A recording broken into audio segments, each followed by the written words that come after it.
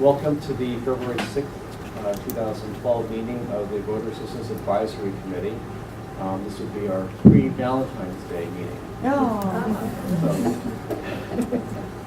Happy Valentine's, everybody. I guess calling the meeting to order, and I'd like to hear a motion to approve the minutes from our December 12th meeting. I have one comment.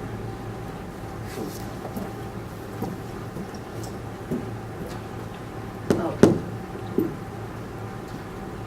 I said I have one comment. And that was Susan did a wonderful job in tallying all the work that we did, but she didn't know, neglected to put into the minutes the fact that I had a helper when it came to providing the refreshments such as they were for the annual meeting. And my helper was an elf whose name is Archie. And I just wanted to make sure that everyone who enjoyed the cookies knew that half of a cookie belonged to me. Very important.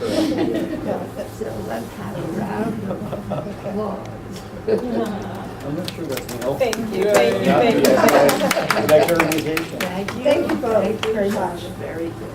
It was Okay. a very good turnout, and Yeah. cookies were, I think, enjoyed by many. The same cookie?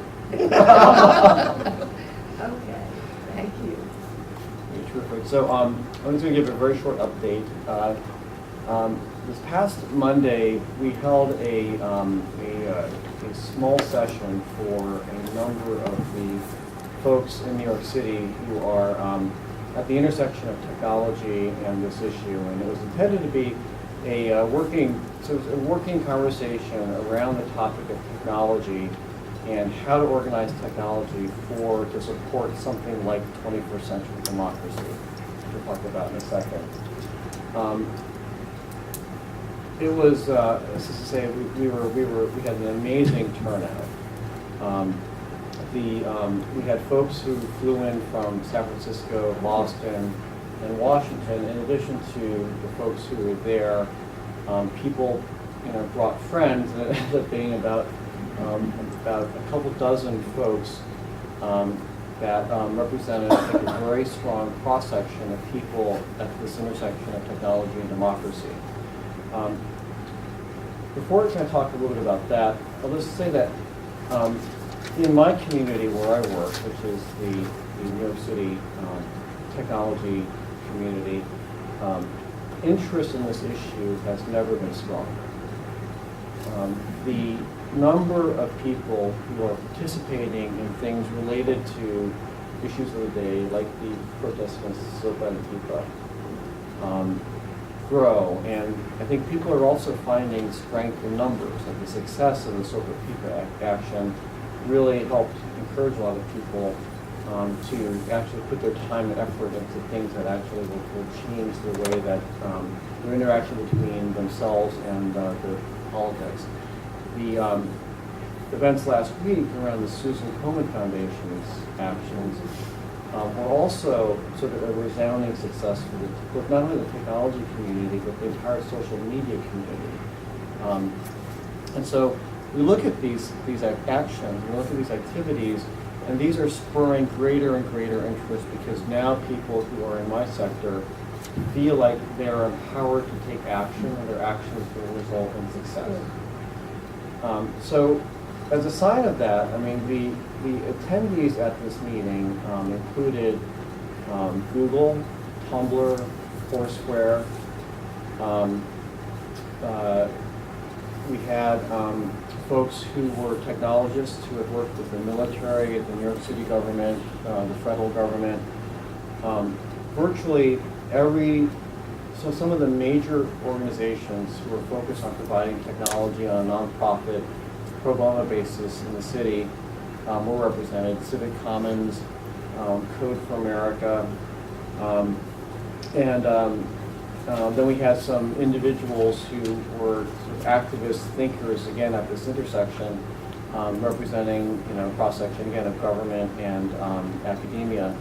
I think we had a fantastic conversation. There were a couple things that came out of it that I thought would have been of interest to people. So the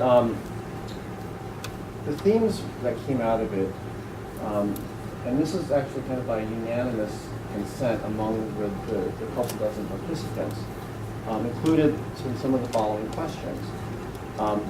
What are the technology tools that can help us accomplish the following three things? Number one, building communities that don't recreate the social graph, avoid echo chambers of the social media. The second is, how do we provide consistency and ubiquity while not forgetting that people are rewards oriented and who also find context through geography. And the third thing is to explore the question of whether a parallel sunshine government approach such as own.gov, Create a Wikipedia, or Open Congress could provide another avenue for people to take action without necessarily finding satisfaction in the changes in government in the short run. And then the following questions sort of arose, which are, what tools exist today that can help us aggregate and sort of accomplish some of these objectives? How can we aggregate the tools in the communities? And then can we, identify, a set of basic tools, data sets, and other building blocks that we can use to organize some kind of a hackathon? And so there's now this consensus that we need to actually create this place where software developers can come together around a focused set of initiatives that can start to demonstrate some of the things that we can accomplish in the very short term. To further this conversation, Elisa Colson, thank Elisa for actually a huge amount of work here, created a meetup group on meetup.org. For those who don't know, Meetup is the largest online place to organize people who want to meet face-to-face. It is in virtually every single city in this country. There are thousands of meetups being held every night on every conceivable topic. Elisa created a meetup group called at meetup.org/democracy. And everybody's welcome to sign up there. We are leaving it for now what's called a closed group, in that not everybody's being allowed to enter it yet. We will open it up as we get closer to a hackathon.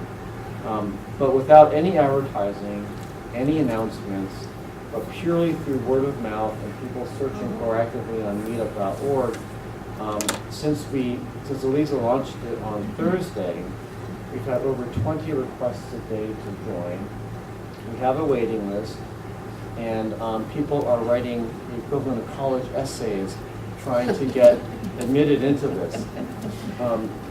So to say that the amount of interest and energy that we can kind of expect from the tech community is large would be an understatement. I've never felt more optimistic about the kinds of support we'll get. So over the coming weeks, what you'll hear from us is there'll be a second, I think a larger ideation session specifically targeted at preparing the group toward a plan for a hackathon, and then the hackathon to come in the spring.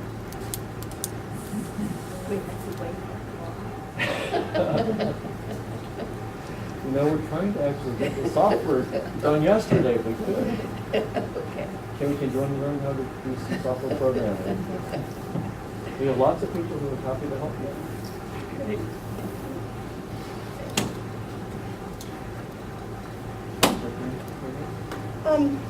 I actually don't really have much of a report. I guess I would take responsibility from Susan, who's away, that the error in the minutes, and thank Art also, and say that I was really, really happy with the turnout for that hearing, and I think Alina might talk about this more, but or if she wasn't planning on it, okay, then I will talk about it. So I didn't want to overstep. But we had a very, very large number of citizens coming to speak, a lot of elected officials, and we got a lot of really good and interesting ideas that we're putting together.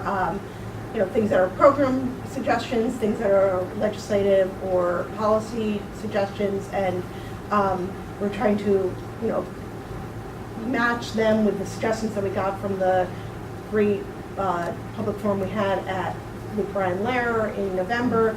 And so we have, a lot of ideas, we're really, really happy. And I think, with the tech, support of the tech group, we have enough work to be done for the next, 30 years. Even I don't need to speak. But we're going to do it in the next 3 months. Yeah. So, but I'm really happy, that it was a really very successful event. Good evening, everyone.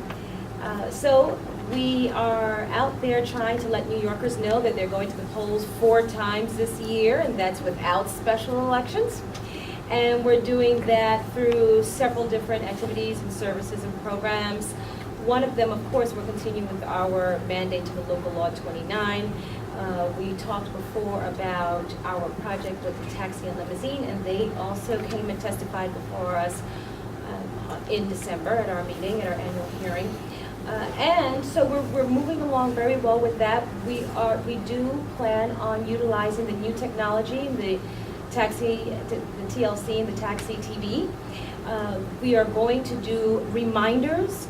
So for the upcoming elections, starting for June, we're going to do a beta test in June, reminding people that it's an election. Again, in September, we're going to do another beta. And then in November, we're hoping to do our official survey that would run from Election Day for probably a week after, and asking people if they voted in the election, and we're working on that survey now. So we are working hand in hand with them. So we're excited about that. Also, we have, if you remember, Reggie Nance came from Insight New York, which is part of MS Communications, the parent company of Hot 97 and Kiss FM.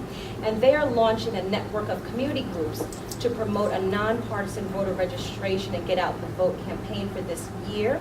They've asked me to serve as chair of that network. And we are excited about that. We have, their members will represent a cross-section of organizations, from Rock the Vote to NYCHA to the Girl Scouts.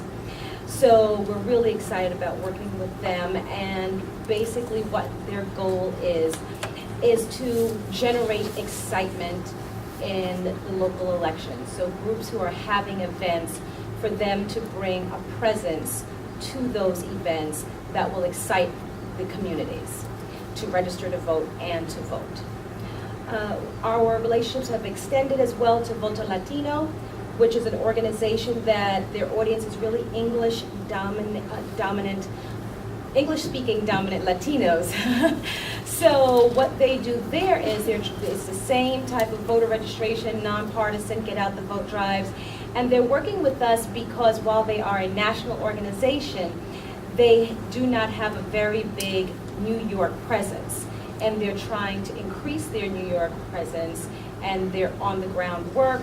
So we're meeting with them and we're working with them, and they have some excellent tools that they would like to extend to us or to work with us, and I think that would be perfect for the group that Art is leading. They have a lot of mobile applications and different types of applications that they would like to bring to us and to meet with us about. Clearly, we're also working with CUNY, the City University of New York, which has been a long-standing partner of our efforts. This year, we have asked them, they usually partner with us to do a voter awareness campaign in October of every year. And this time we have asked them if they would move that to March. And for the simple reason that elections are starting from April, so they have agreed to move their voter awareness efforts to start at the top of the year. So we had a meeting with them last week with all of their voter coordinators on each campus, and we're starting to work with them to create plans that will start in Women's History Month to do voter registration drives, poll worker recruitment, and the like. So we are really excited about that. They're going to use our logo, and there's going to be just an increased presence of NYC votes in all of their materials and all of their activities. And then lastly, I would say that we're working with Shauna and with Communications to produce our annual report, and the committee will have an opportunity to review those comments before it's actually printed. I'd say that. Yeah. Thank you. The next item is, I guess I would just mention that we didn't actually vote on minutes, because she made for amendment, but I didn't vote on. oh, So that's okay, fair enough. So we're Yeah. going to rewind the tape. Sorry, I just realized that. So with Jane's proposed amendment to the minutes, do we have a motion to approve? So moved. Second. All in favor? All right. Thank you. Thank you. I'm sorry. I'm sorry. All right, so Amy, do you want to go over the proposed subcommittee? Yes, so I mean, so in the spirit of trying to come up with a plan for to plan for the coming years, and we've thought about a couple of different ways to make a plan. I think that after speaking with Art and talking about Tony, who had some thoughtful suggestions, and he couldn't unfortunately be here tonight, we thought that one way to kind of bridge and synthesize, this is a bad word, old school ways of reaching voters with the new school, high tech, that Art is really, bringing us to. That we create some subcommittees of the committee, of the voter advisory committee to, handle projects, and also that will allow people to work on things that they're most interested in, things that they can bring their productivity to. And in that memo that I sent you, we had, a couple of suggestions of subcommittees, but, of course they're not, written in service or just, off the top of our heads, ideas of having a legislative policy committee, having a committee that deals with community groups, having a committee that, have a committee that deals with the technology, the digital action working group, having a group that works with corporate, the same way we have with corporate entities, the same way we work with community groups, and we work with the city agencies that are required, to work with corporate groups that might have some interesting ideas of ways to help with voter communications that are beyond there's certainly a number of corporate people who are involved in all of these other avenues, but having different subcommittee to deal with just reaching out to them to do different projects. So I opened it to the group. That was sort of a suggestion from the staff, and I would like I think it's a way to organize the work, so that we can then we'd have a staff member work with each subcommittee or group to help support that work. Yes. I would like to suggest that we start a full-blown communications workshop. If people don't know that we exist, it's very hard to get them to sign up.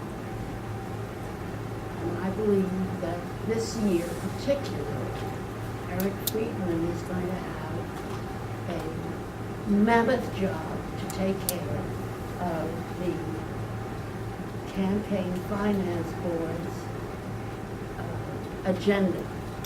And I think that we meaning the Voter Assistance Advisory Committee, would be well served to have a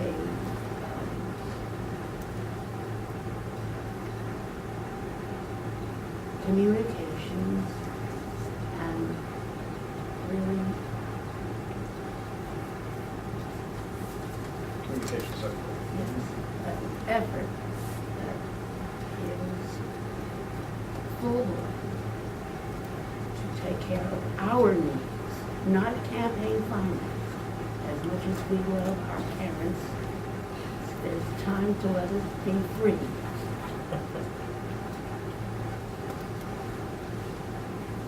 Take care of our own needs.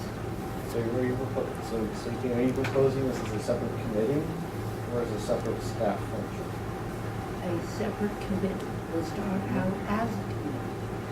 Then if it becomes successful, we'll bow into the upper.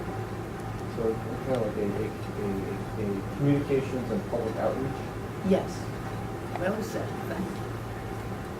Good, Sharon. Any comments, discussion? Something that we have been doing internally. Something that we have been doing internally with the staff is the voter assistance unit, and I never do recognize them, but Cheyenne and Stuart, who are really wonderful, they're here. We've been working with Eric and his team, Bonnie, who is here also, and what we're trying to do is put together our plan for the year. And with our plan for them to build their plan of how they propose to promote our activities, or how should we shape them to leverage as much as possible so the community understands, what is NYC Votes and how does that operate and what can you look forward to from NYC Votes. So we have, at a staff level, begun those conversations. But I think we would really benefit with a committee. I think that, one thing that, Anita has been very good at in working with all the partnership organizations is really making sure that this, message is branded into all of the work that she does. And so, I guess, maybe I'm not understanding, but we are really trying very hard on the staff level to make sure that the work is all identifiable, and we're also coming up with a marketing plan, as far as the media outreach, how the press releases and media, that kind of thing is done. That's, the plan that Anita's talking about, but every time Anita, all those organizations and everything she talked about, that she's working on, every single one of them has, the brand of, the organization. But who knows it? Who knows it? It's a good point. That's definitely a good point, and I think that's what we're trying to get to, is that it has to, you have to bring together NYC Votes, VAAC, the Campaign Finance Board, and put it in a way that the general public understands of who is the go-to person and, organization, and what can you expect. So. Well, I wonder, whether Jane's making kind of an interesting point, because the Campaign Finance Board really is about issues around the public financing of elections. And so I think, Bonnie does a fantastic job of pulling together a daily compendium of, all the news articles related specifically to campaign finance, and all the Campaign Finance Board members actually get that. But there's no similar compendium related to kind of voting or voter engagement. And there's also, it sounds like there's probably, maybe Joan and Virginia as new members who can speak to this. It's sometimes I think a little bit hard to sort of understand, maybe for board members who are only here on these bi-monthly meetings, to sort of get a sense of what the staff is actually doing. I don't know, Joan, if you want to speak to that, or Virginia? Well, I guess you're right about that, but I think, to me, what is the top of my concern is concerns me the fact that we're having maybe having 4 elections this year. It's not certain because maybe the legislature has changed the state legislative primaries to June, because it is a lot of cost involved. And so my concern really, the primary concern at the moment, is how are we going to get people who don't come out to vote once, to come out and vote 4 times. Of course, there are people who are not Republicans that have to come and vote for the Republican independent primary, but still, that's, to me, an enormous tax, because people don't, it's difficult when it's 40 one time, Yeah. Yeah. so it's 4. Virginia, do you want to add to that? Okay, our group I think is around 7 years old, and we have been invited all the Unless they should- Chinese American Voters Federation. We had a good turnout result when Virginia Fields and And she was for president. yeah, right, they all run for mayor's position at the time they came to Chinatown. Yeah, very nice turnout, and we are planning to do for the next term. And for my association, right, we will have a Lunar New Year celebration, and this will be the second time. Last year we had very successful small event.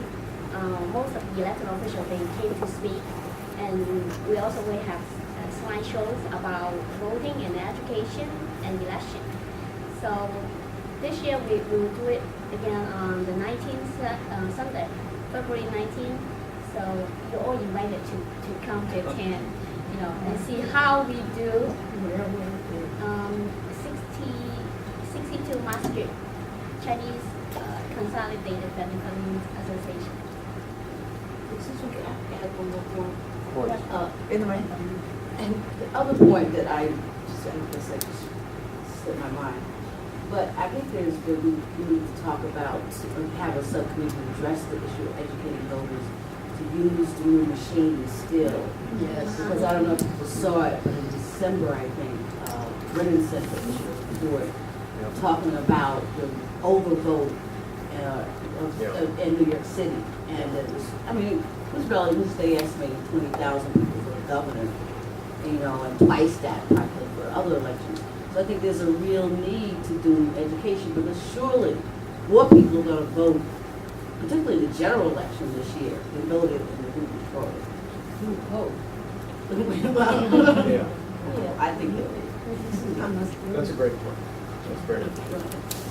So, but just to kind of get it, I think, so is Joan addressing the intent of what your proposal? No.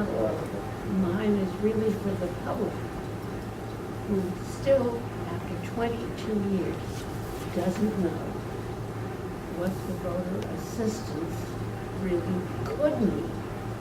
Not what it could mean. Banners flying, a little pizzazz. That's not hard for this group. It's full of pizzazz. You just have We're to leading the unlock charge it. on the pizzazz. I would just want to clarify that obviously the purpose of any communications effort isn't to promote us, it's to promote what we're trying to do. Right. And Yes. that should be obvious and part of course. Yeah, and I guess I would say, two things. One is that the charter changed the mission of the Campaign Finance Board. And yes, for 20 years, the focus of the Campaign Finance Board has been, the public financing program and the disclosure of money in elections. What the charter changed, and the board and certainly the staff have all embodied, is that they have added this new mandate to our responsibility. And you're right, it's going to be a challenge to break through, and that's sort of why there is we've been using NYC Votes as the branding technique instead of trying to, oh, by the way, CFP, because then it would be about us rather than about the work. And so we have really, it's part of our mission, even though, yes, the history has been about campaign finance, but the work of the board, despite the fact the name didn't change, includes the very important role of educating voters and providing, important services to the voters and encouraging people to vote in various ways. And I'll just say that Bonnie has been including voting information in her compendium of the clips, and so I thought that we had added all the committee members to that compendium, but if we haven't, just let me know if you aren't getting that compendium, but because we try to include I mean, she's one person, and she has to do all the clips from all the local newspapers, so she may not catch everything, but feel free if, if something gets missed, to, let her know, and she'll, add it to the next day's clips, package of information, so that you can see that. But I mean, we have been, we have embraced this role, and I think, yes, because it's new, and, it will take some time to get the message out. I agree that and that's why we're working on a communications plan. And I think that all of the programs will help, that one follows another.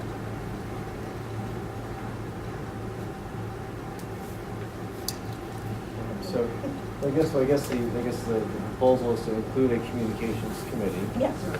And, right, I think there's a consensus of what Joan is talking about, is that the outreach needs to happen to bring in all these voters, make them aware, and help educate them, provide the tools for raising their consciousness about this, and the necessity to vote is what this is all about. Right. And I think Joan made another great specific point, which is, and I think it's worth asking, whether part of our obligation as a voter assistance advisory commission is to help them work the new machine.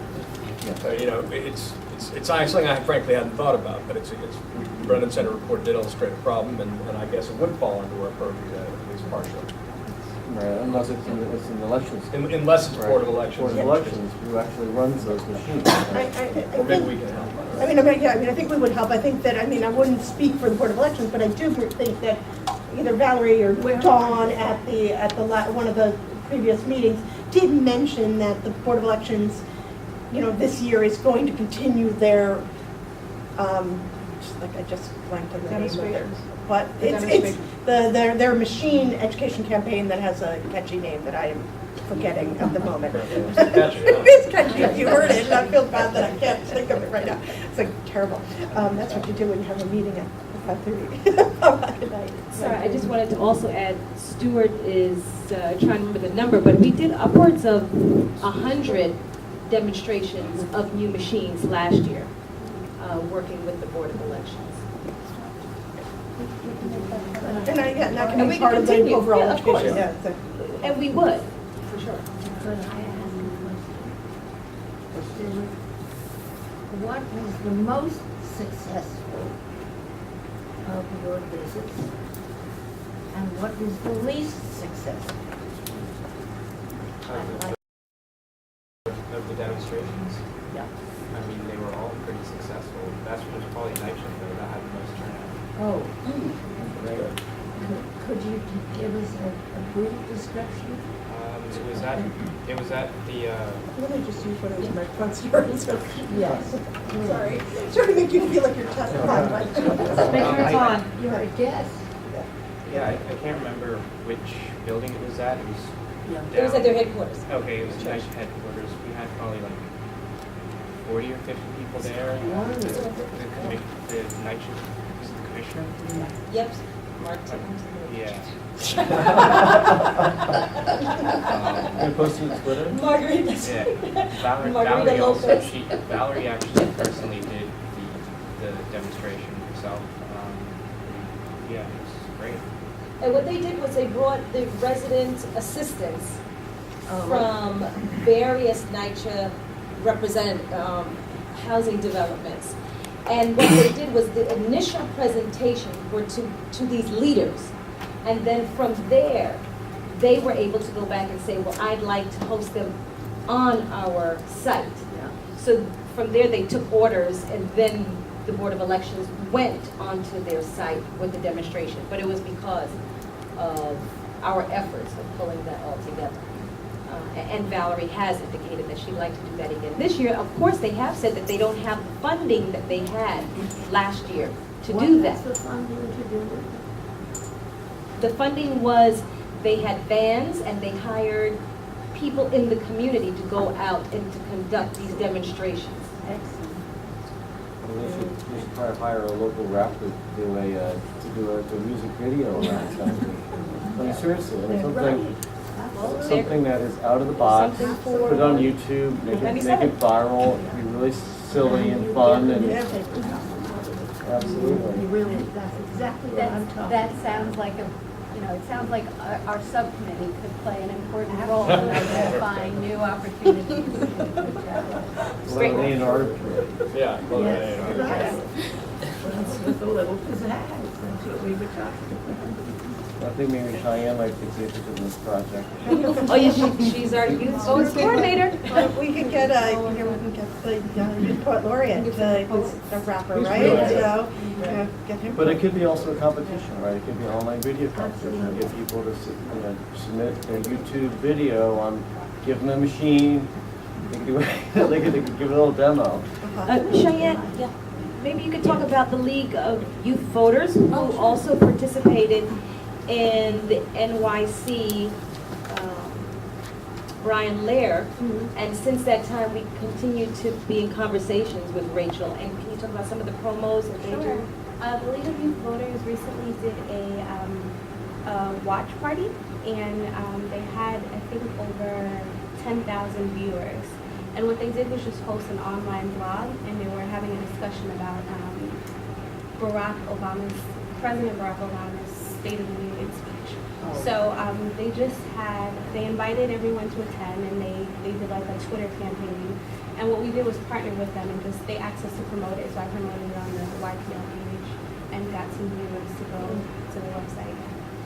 And what about the model that they're trying to bring to New York that we're helping them with, the competitions and such? Well, we talked to them about the Youth Poet Laureate program. They were very impressed, and they actually they suggested maybe doing an online version of the Youth Poet Laureate competition. So using their online blog base, having a poetry competition of the same kind, talking about voting and primarily making it an online kind of.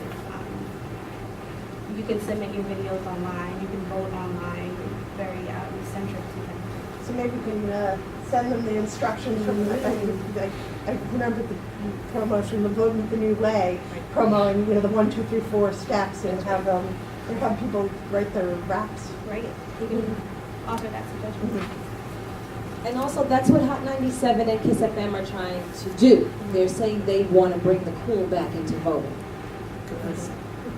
Maybe we can offer that. You're cool. I'm cool. Thanks.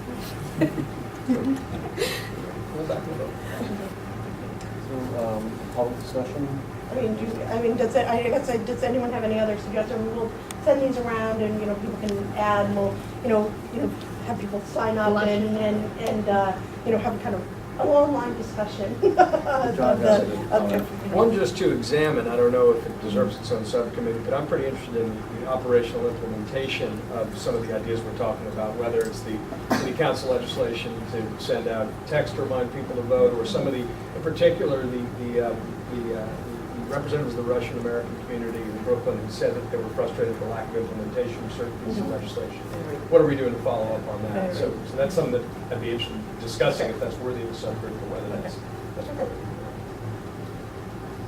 And our we have 51 ambassadors that don't have a thing to do except preside over the city council.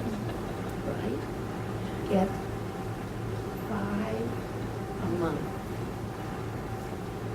to be real ambassadors, voter assistant ambassadors. Give them a flag, something, to get out there to their constituents, because they're all going to be up for re-election. So anything that's going to make them look good, even those that don't look good, right? They will be indebted to the Campaign Finance Board and the voter assistance committee. So everyone has, I think, isn't it done by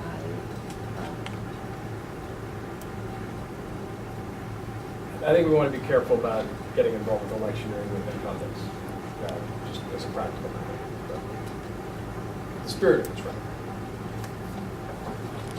one thing is, I did have a suggestion from a city council member that that we have, begun to implement is really when we do events in their districts Right. to invite them, which, Well, I would hope which we so. started with the Youth Poet Laureate finals, and inviting council members who had, and actually all elected assembly and senators, inviting them to come to that program if, when they had a finalist in that program. And, we did have some success with that. So we'll continue doing that, because that I think is a really good idea. And it's also, it does help with the community. I mean, because when council members come, they bring, their people to that event too. And it's very helpful. I think it's the same way you partner with community groups, because community groups bring, people. I think it's, it's important sorts of partnering. But I think you're right, we have to be careful about electioneering, but I think, the invitation to an Sure, existing that event. would be legitimate. And similarly, I believe it was John before who had suggested that we utilize NYC.gov to make sure that our message is on there, which is the mayor's. But we could do the same with the city council, using them to distribute our information into their communities. Absolutely. So whatever we send out, they can also receive that to make sure, and we usually send them voter registration forms, we've sent them elected official guides, whatever materials we have given to them, and in turn, they distribute to their constituents.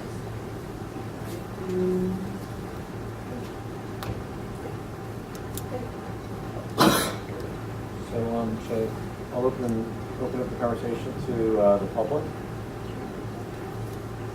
Any questions, comments, issues, discussions? Yes.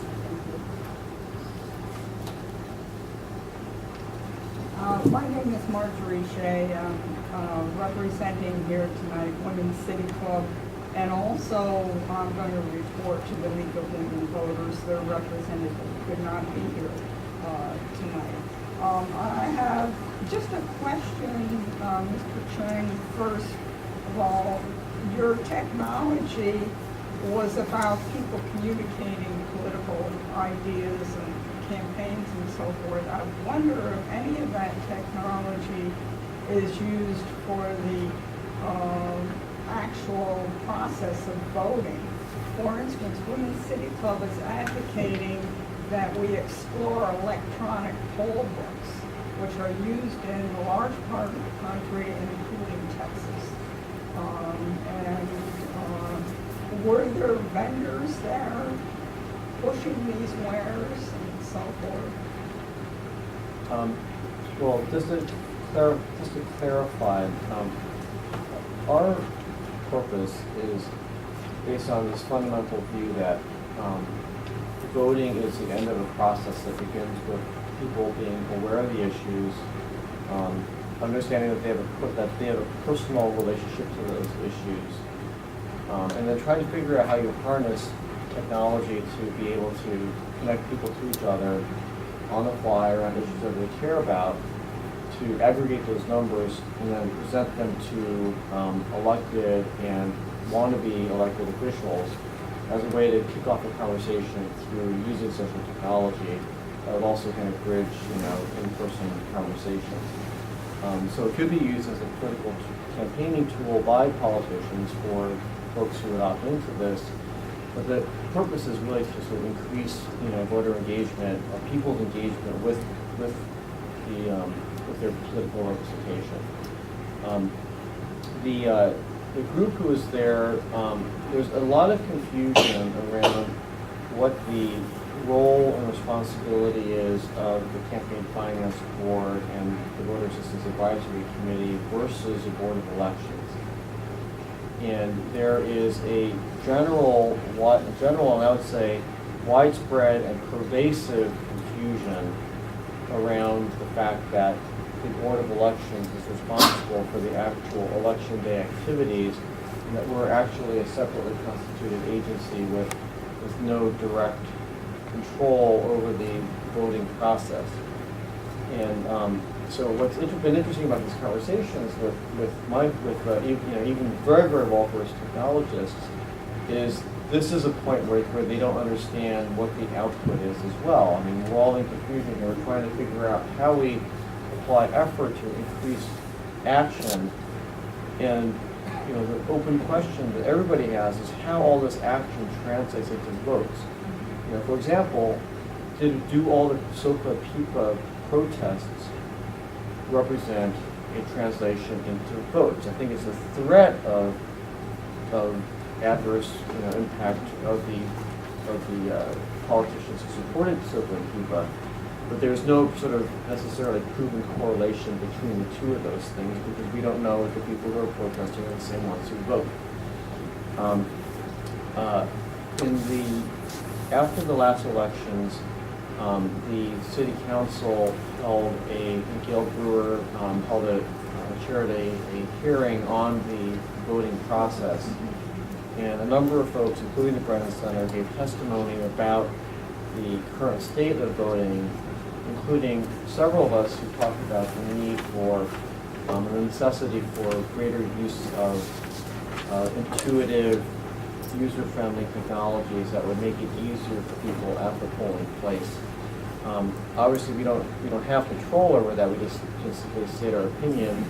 But there's also a lot of very legitimate concern over the use of technology in voting because of concerns around hacking, concerns around being able to manipulate the data flows as they come in and out. There are, I think, methods to address those things. But that's really the responsibility of the Board of Elections to pursue. And then further complicates this is also the fact that they're bound by rules set forth by the state legislature. Yes, okay, thank you. I could argue with you on a few points because I submit that if a voter goes to the voting place and has to wait an hour in line, some of them turn around, Sure. they've got to go home and relieve the babysitter, so forth. And so that very fact of making it a voter user-friendly place affects voting. And there is no question that we will continue to advocate around those issues, as we do. We're very outspoken about those things, and I think we have a very frank and respectful dialogue with the Board of Elections folks who actually sit on this committee. I think they're very aware of our comments on this, and we'll continue to pursue those comments with them directly. We just don't control what they actually do.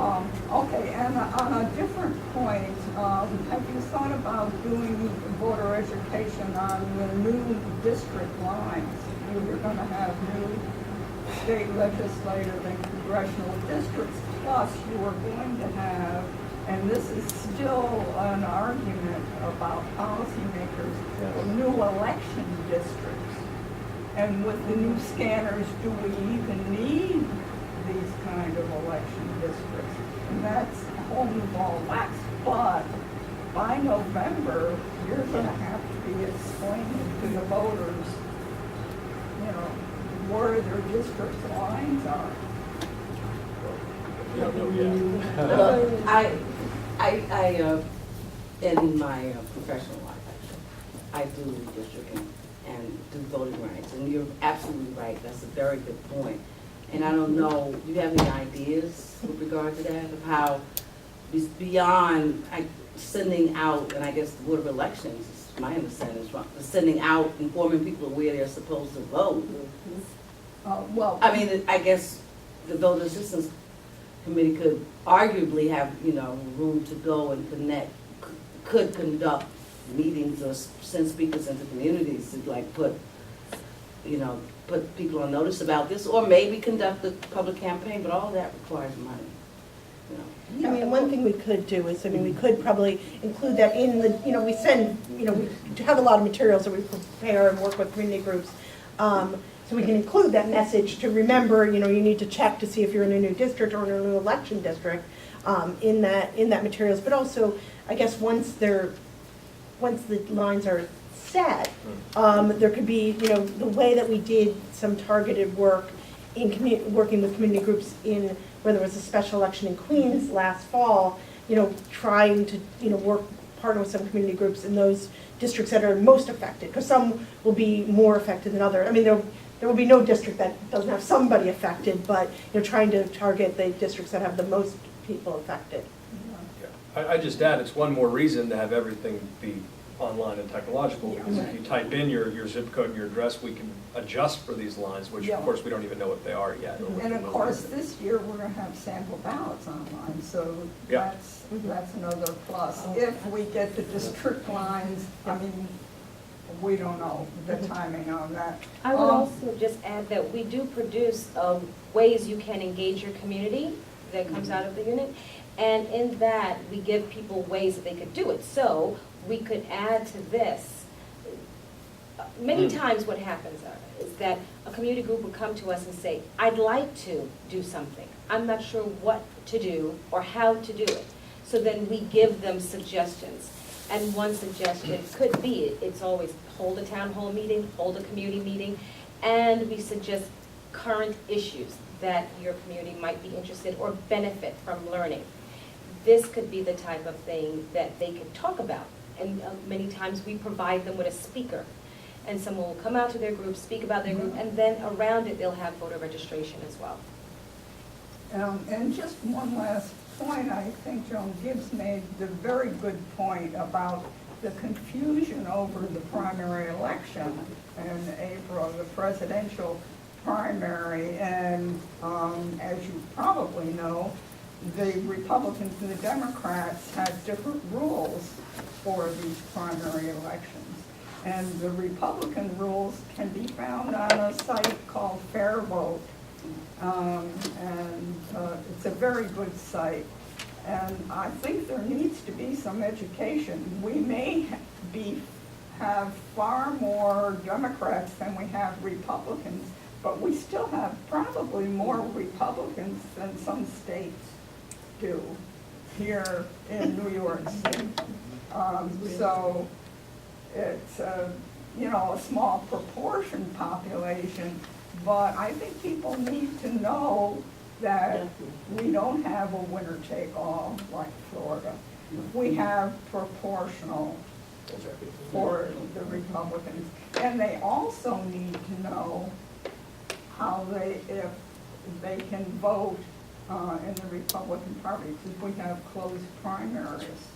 And they need to know those who are still registering and new to the state can pick the Republican Party if they want to join that. Between the lack of education about civics and the changes in the rules, especially those that make it more difficult for folks to actually vote, not only here but elsewhere around the country.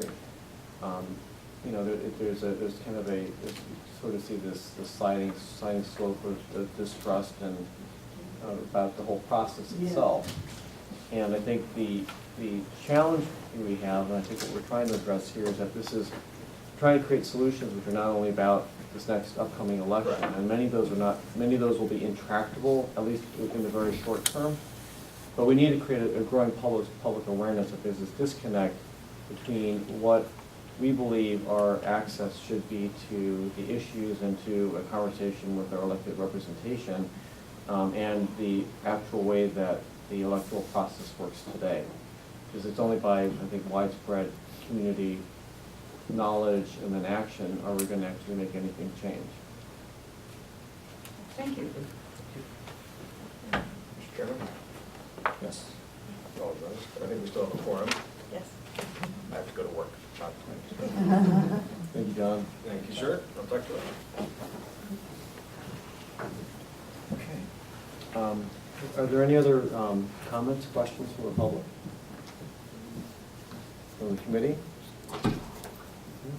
May I hear a motion to go into executive session? So moved. Second? Okay. Thank you. All in favor? Hey. All right, so I think, just for the public, I think we're going to stay here, we're going to... I think we can stay here. I mean, because I Okay. think that, we're going into executive session to have a consultation with council and to discuss contracts and issues that are still pending as allowed under the public meetings law. I don't expect there to be any votes taken in executive session except to approve the executive session minutes, and so that, that there probably will be very limited public session afterwards. I just, to inform people. I mean, but I guess maybe we could do new business now, so we've always told the public Sure. before we go into executive session if there is no new business.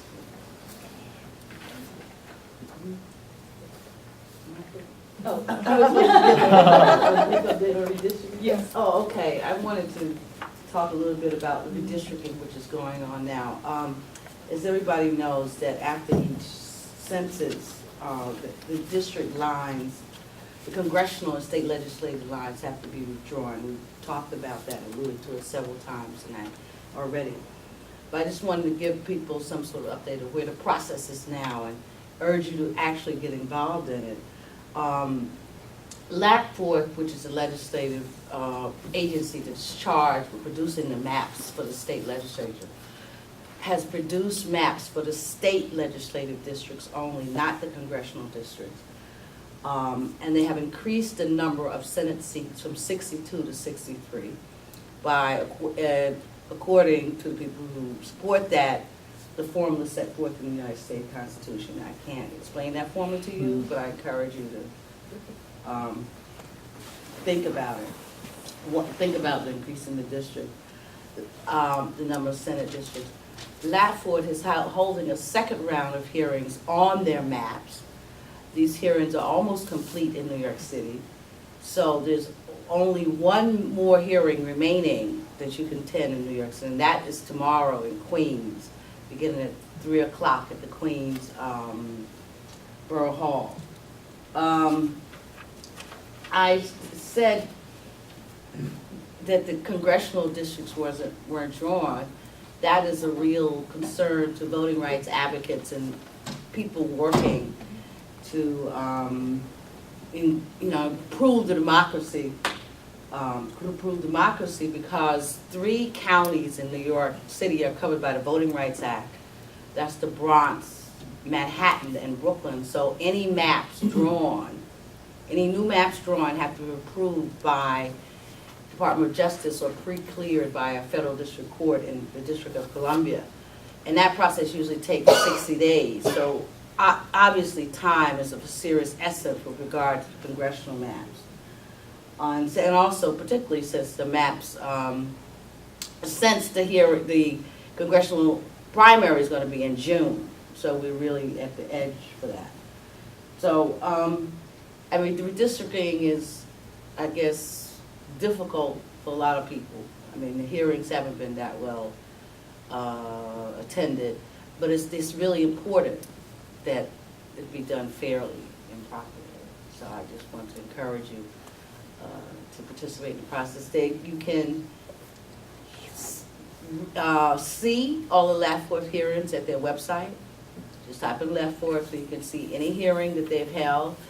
They're supposed to be putting the transcripts of hearings, so if you want to read about a hearing, read the transcript of a hearing, you can. And it's important because people have been coming to the hearings raising important interests, raising important issues. Thank you. What is the website? Can you just LAFORD. What? LATFOR. LATFOR. It's the name of the agency. If you just put in LAFORD there. LATFOR. Yes. Can I just ask you a question? Do you know, I mean, maybe you don't, so I can check it out myself, but since you're an expert, whether they take comment outside of the hearings? Yes, they do. They welcome comment outside the hearing. You can submit they comment outside the hearing. And Onita, maybe you should check and see what kind of a hearing you could anticipate and see if we can't get involved in that part, which would be part of communications. And if voter assistance needed a platform, this is certainly one, because who knows about this? who has read anything about this. And I read the Times, as I'm sure most everybody does, every day. I haven't seen one article. Shauna, have you seen anything? Not that I've. No. I mean, there've been a lot of articles. I mean, I can't tell you, about Labcorp in general. I guess I don't know about the hearings in particular. Well, Yeah. the Or you mean hearing, about- if you really want to broaden the specter, then you should have some information about the hearing. How has Labcorp been I advertising don't there? know, but we ought to find out. Well, Something that's this important to the fabric of the city, where everybody's talking about the terrible turnout. they have, actually, a board. They send out, okay, let me give you a website. It's lapforth.state.ny.us. They send out a schedule of their public hearings. Admittedly, they could do more, but they do send out a schedule. And these hearings were called very quickly, so I don't think the notice was what it should be. The first round of hearings, there was more notice. But they do send out a schedule. And I don't know if these, how broadly, I happen to work at a group that's engaged in voting rights in redistricts, so we get notice, and I assume other people get notice. Yeah. You got notice? Well, the Women's City Club has Right. been testifying at that, and I caution you, perhaps you want to submit in writing, because our representative went to the Lapcore hearing and had to wait 5 hours before she was asked to speak. There are a lot of people testifying, and there are also lawsuits by ALDEF, Asian American Legal Defense and Education Fund, because of the timing. Insurgents are not able to get out there and petition because they don't know where the lines are, which gives the advantage to the incumbent. So there are lawsuits about this. And also the NAACP had a lawsuit as well, and they had testified before us in December, making sure, well, when they had testified at LAT4 was to make sure that there were an uneven number of seats in the Senate, to make sure we didn't have the same issues we had last time, as well as making sure that they retained the voting rights districts in Manhattan, the Bronx, and Brooklyn, and that people in those districts did not lose representation. So we do work with these different groups as well to make sure that as they're testifying and they're doing their work in the community, that they're including voter education, voter engagement, and voter registration. We're just looking at the site right now, and so some of the, there's been a lot of conversation in the past couple of decades about plain English bills, right? And I would say that there's probably also a case to be made for intuitive, user-friendly websites. Like, basically, what I'm going to show is this view proposed 2012 Assembly District maps. And what you have is a series of 150 numbers with links under them. So unless you already know what your district is, who's going to go and spend time to click on it and look at it? It's not going to happen. Not only do you have to know your district, you have to know exactly the map of it at this moment. Right, and then the other thing is obviously because the redistricting all has political implications, and the political implications are going to have benefits and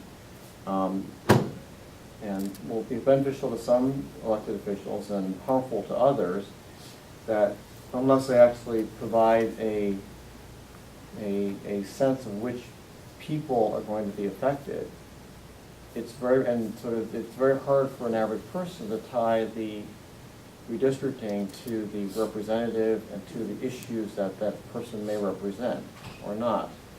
So so it seems extremely abstract, removed, difficult to access. I was going to say, that's true. You're very right, because in fact, and some of the district numbers have changed under the new maps. Right. For example, instead of Montgomery's district, which is now 18, it's 20 under the proposed new Senate district. So that, I don't know, I mean, so people actually say that, to the extent that people are trying to, that have websites where you can find out who your district, who your representative is, you need to like change or test those websites. That is a voter assistance. That's a voter It is a voter assistance Because issue. you may think, oh, I'm still in Absolutely. the Montgomery district, and you may not be, you might be somewhere else. It sounds like a job for a techie to do a good app of taking the data and map Yes, it. but Yeah, it's matching the also- demographics to the but- district. That's right, but it's also probably a good project for a public interest law group to essentially figure out, make the same sort of mandate for disabled folks who to be able to use these interactive things, but actually for everybody, to make it actually user-friendly and intuitive, and to some extent represent, something close to the contemporary technology that's out there. Because that could make such a huge difference. There has been something, I mean, maybe I'm not remembering this, but I remember there was a map in one of the papers over the past couple weeks that showed that the Supreme Court standard is that you can't be more than 5% above or 5% below the median, population. And so there was a map that showed every district and how it varied. And I don't know if anyone remembers which paper that was in. It was it didn't do everything, it didn't show you who was represented, but it did show a good visual representation of how the districts were spelled out. Should be on the cover of that. Yeah. I think it was on the New York World, their website, they had something like that. Wouldn't it be great to see what the voting record was of the people who actually represent these districts? Well, can we? Everything's possible. Yeah. Does it need money? It needs Time. money and time. We can link to I mean, other we can- websites.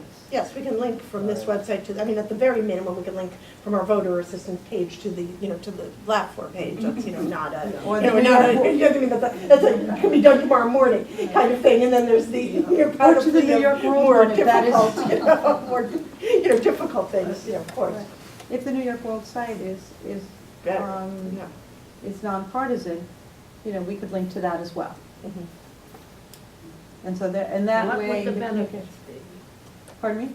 What would the benefits be of linking? to this? Well, if that would, You people could go look and find out what the district maps are, and they could get the information to move forward. They could go to the LATFOR and find out when the hearings are, and whatever information is, it's becoming a clearinghouse for information. And that this webpage becomes the place when you want to know something about your voting.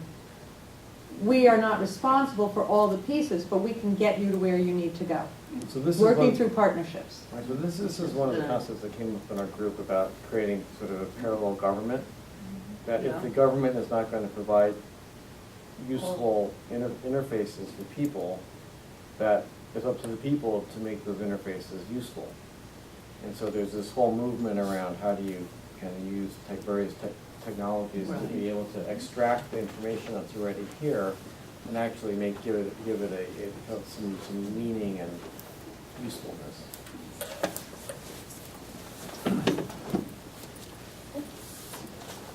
Well, Joan, thank you very much for all your work on this and for bringing this up tonight. So nice to have you on the committee. Thank you. I guess we already voted for the Yes, we executive did. session, So, anyway, thank you, everybody. Thank you. Just for our edification, are any members of the public planning on staying around for afterwards? Okay, thank you very much for coming.